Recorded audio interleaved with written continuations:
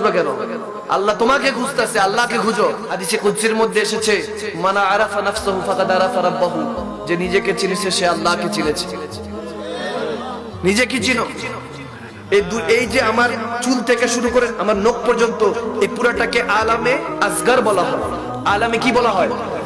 যা আল্লাহ কুল কায়নাতে বানাইছেন সমস্ত কিছু মানুষের মধ্যে আছে। সুবহানাল্লাহ বলেন।